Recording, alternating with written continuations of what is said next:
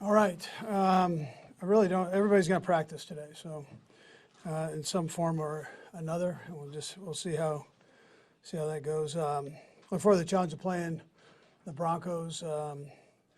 We get rid of the record on this thing as we evaluate them and look at them as a team. And their defense is one of the top defenses in the NFL. Red zone, they're top, and then third downs are top, and they're playing like crazy, and their offense is like one fingertip away from winning games. So we've got to make sure we have a good week of practice and get ourselves ready. And it's an AFC West opponent, which is always, that's great competition. Anyways, with that, time's yours. With the Broncos defense, earlier this year they made some trades at the deadline and got rid of some of their better players, but they still keep going. What do you attribute that to? Yeah, well, they're well coached and they play hard. They still have good players there, so they play hard. So. Andy, there was a stat CBS showed during the game. You guys have had 7 straight games with the turnover. I just wonder if there's something that you've noticed that's a theme throughout that, or if it's just at this time of the year, that's something you need to, try to cut down on. Yeah, you can't turn the ball over. I mean, we're always constantly talking about that, and I'm sure there's there's not necessarily one thing is happening, but the end result is a turnover. So we've got to take care of the ball. Coach, an in-house matter, we haven't had an update on McCole Hardman in a while. If all things go well, he might be able to come back next week. How's his progress in injury? Yeah, you know what? He's doing well. He had lost some weight. He's put the weight back on, which is good. And he's out running now, and he's getting close. Yeah. What's your expectation? You think you might have him back next week? Yeah, there's a chance. Yeah, there's a chance. Give him a couple more days here. We'll see, but he's doing well. I feel like Canarius is in a place where he could play. Yeah, we'll see. I'm gonna let him get out there and work a little bit, and we'll just see how he does. We're not, I'm not gonna bring him back and have him hurt it again. That's not what we're looking at. So just see what he can do. Did Tooney have a setback, maybe in practice Friday, or? No, his thing was just getting that final push, that you can get off of it. In the run game, it's day to day, so he feels better this week than he did last week. And I just thought that, he's made as much progress as he has. Let's just give him a little bit more time. So that's where I was at the end of last week. Coach, it came out that Orlando Brown and Andrew Wiley are kind of the top 2 tacklers in the league giving up pressures. What's been the process in trying to help them? I know there've been a lot of chip blocks and things like that, but what's been the process?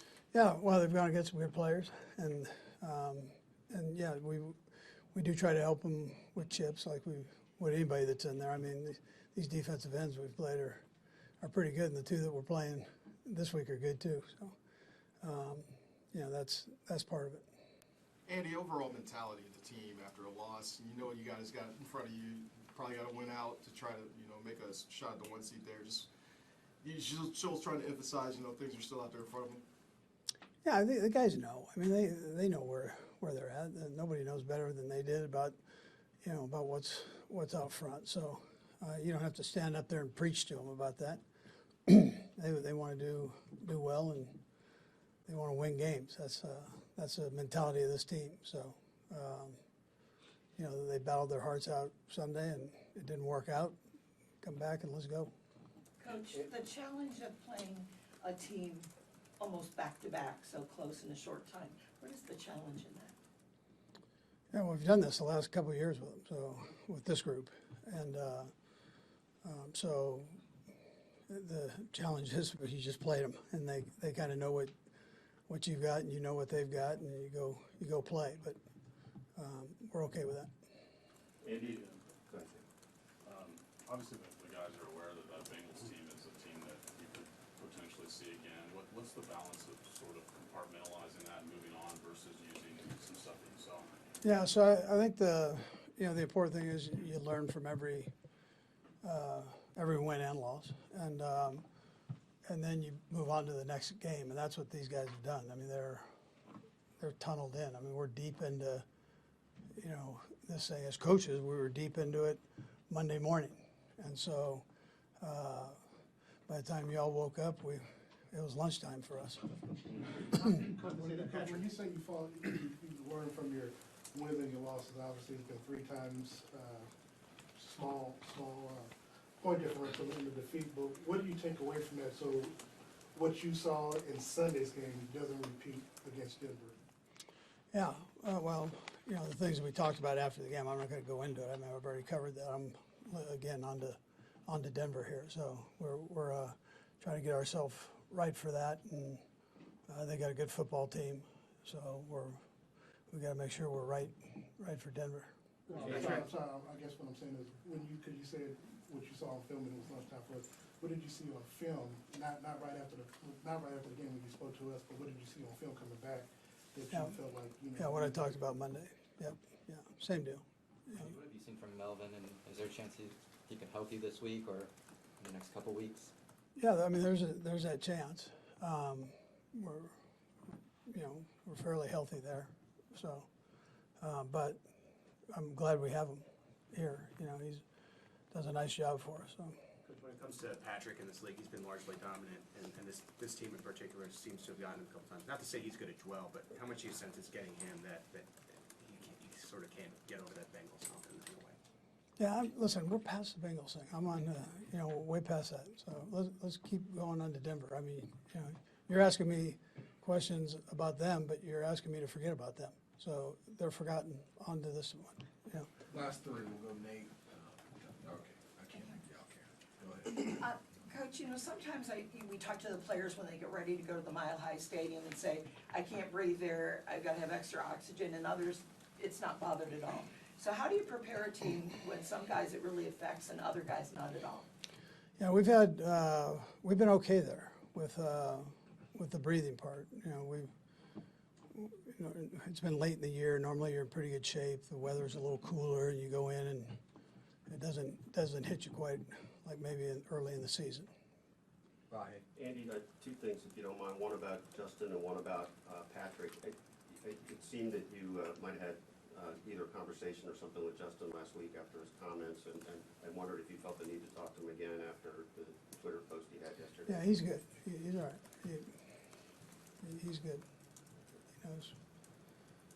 And on Patrick, I wonder if, as the Man of the Year nominee, what that sort of says about how he's become emblematic of your team and how that sort of stands for him in a broader way. Yeah, sure. He does a great job leading here, but he also takes that into the community. He's done that since he's come here. He's big, obviously, on kids and their needs, and people in general. He's got a big heart that way for people. So, and I think it's a tribute to him and his family and the efforts that he puts forward. You're tired during the season, but yet he gets out there and gives back, and that's an important quality to have. Coach, you mentioned that the Broncos defense is still what it is. The offense hasn't quite gotten there yet. They've made a lot of changes, right? They brought Russell Wilson. It hasn't been exactly what they want. Have you seen things from them as they've gone throughout the year when you look back and take that they're getting closer to that? And just a little bit about Russell Wilson and any respect you have for him. Yeah, so I've known Russell, competed against him for a long time. So he's a heck of a player. They're, like I said, they're like fingertips away, and our guys have a chance to look at that on tape, which is important to understand. And you have to make sure that you get yourself right, technique-wise, to play against those receivers, and in particular him with his timing and run ability.